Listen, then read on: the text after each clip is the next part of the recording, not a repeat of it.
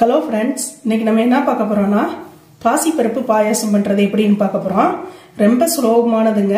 ஒரு 10 நிமிஷத்துல நம்ம ரெடி பண்ணிக்கலாம். பருப்பு வேகிற டைம் தாங்க. சூப்பரா இருக்கும். நல்ல ஹெல்த்லியானது வேறங்க. பாசி பருப்பு நம்ம வெல்லம் அதெல்லாம் சேர்த்து பண்றப்ப நல்ல ஹெல்த்லியானது. இப்போ வாங்க அதுக்கு தேவையான பொருட்கள் என்னென்னன்னு பார்த்துடலாம். இந்த டம்ளரால 1 டம்ளர் பாசி பருப்பு எடுத்துருக்கோம். டம்ளர் பவுல் எதில் எடுக்கிறீங்களோ அளந்து எடுத்துக்கோங்க. 1 டம்ளர் பாசி பருப்பு. பருப்பு அளந்த டம்ளராலேயே 1 டம்ளர் அளவு வெல்லங்க நல்லா துருவி எடுத்து வச்சிருக்கேன். இனிப்பு கம்மியாக வேணும்னா ஒரு 3/4 டம்ளர் சேர்த்திக்கோங்க. ஏலக்காய் பொடி ஒரு 1/4 டீஸ்பூன் அளவு எடுத்துக்கலாம். முந்திரி பருப்புங்க 2 டேபிள் ஸ்பூன் அளவு எடுத்திருக்கேன். தேங்காய் துருவல் ஒரு 3 டீஸ்பூன் அளவு எடுத்து வச்சிருக்கீங்க. நெய் வந்துங்க ஒரு 2 டீஸ்பூன் அளவு எடுத்திருக்கேன். வாங்க நம்ம வீடியோக்குள்ளே போகலாம். வீடியோக்குள்ளே போகிறதுக்கு முன்னாடி நம்ம சேனலை லைக் பண்ணுங்கள், சப்ஸ்கிரைப் பண்ணுங்கள், பக்கத்தில் இருக்கிற பெல் பட்டனை கிளிக் பண்ணிக்கோங்க. நாங்கள் போடுற வீடியோ உங்களுக்கு உடனுக்குடனே வரும். இப்போ வாங்க நம்ம வீடியோக்குள்ளே போகலாம். இப்போ ஸ்டவ் ஆன் பண்ணியாச்சு. கடாயை ஸ்டவ்வில் வச்சுட்டோங்க. ஃபஸ்ட்டு பாசிப்பருப்பை நல்லா வாசம் வர்ற அளவுக்கு வறுத்துக்கிடலாம். கருகிடக்கூடாது. பாசிப்பருப்போட வாசம் தான் நமக்கு வரணும். அந்த அளவுக்கு வறுத்து எடுத்துக்கணும். கருகுனா உங்களுக்கு பாயாசத்தோட கலரே மாறிடும். அந்த வாசம் வர்ற அளவுக்கு மட்டும் நம்ம வறுத்து எடுத்துக்கலாம். மற்ற பாயாசம் கூட நமக்கு பண்ணுறதுக்கு கொஞ்சம் டைம் எடுத்துக்கிறோங்க.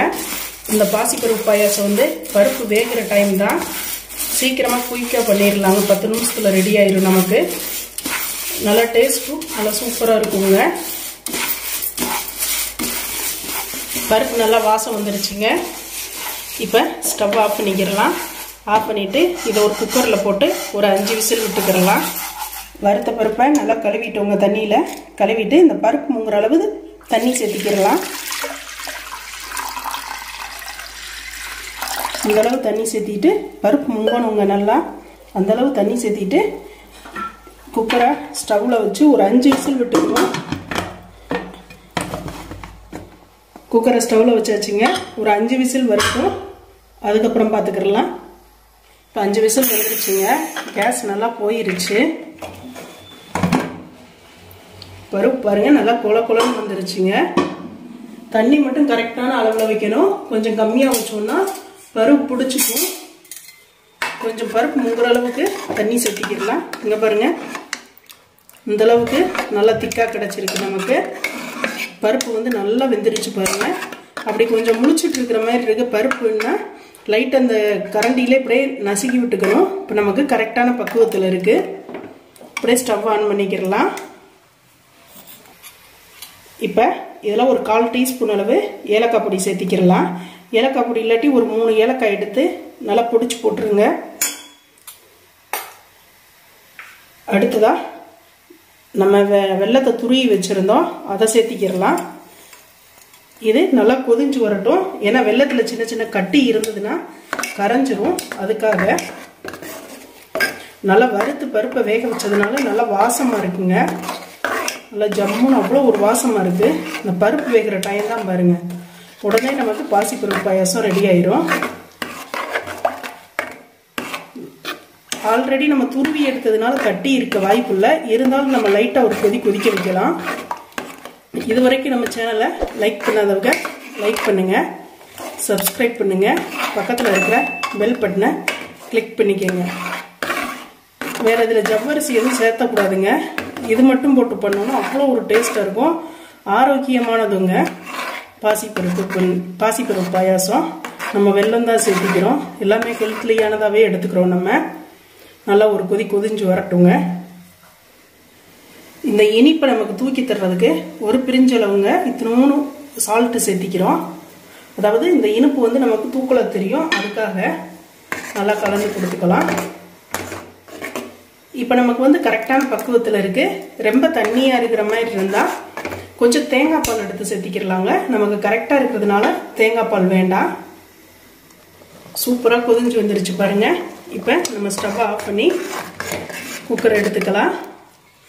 அடுத்ததாக முந்திரி திராட்சையை வறுத்து கொட்டணும். ஸ்டவ் ஆன் பண்ணி கடாயை ஸ்டவ்வில் வச்சுட்டோங்க. 2 டீஸ்பூன் அளவு நெய் சேர்த்திக்கிறலாம்.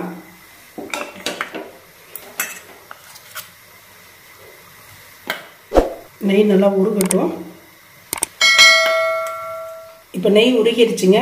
முந்திரியை சேர்த்திக்கிடலாம். நான் திராட்சை சேர்த்திக்கிறல, முந்திரி மட்டும்தான் சேர்த்திக்கிறேன்.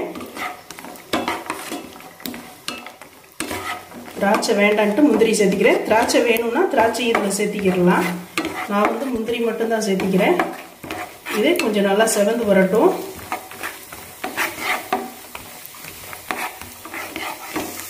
இப்போ நல்லா செவந்து வந்துட்டு இருக்கு. இந்த டைமில் தேங்காய் துருவலுங்க 3 ஸ்பூன் அளவு அதை சேர்த்திக்கிடலாம். தேங்காயை குட்டி குட்டி பீசஸாக கூட எடுத்து போடலாம். நான் வந்து துருவித்தாங்க சேர்த்திக்கிடுவேன். இதை நெய்யில் வறுத்து போடுறப்ப நல்லா வாசமாக இருக்கும் பாயாசம். உங்களுக்கு துருவல் பிடிக்காதுன்னா குட்டி குட்டி பீஸாக கொஞ்சம் கட் பண்ணி எடுத்து போட்டுக்கோங்க.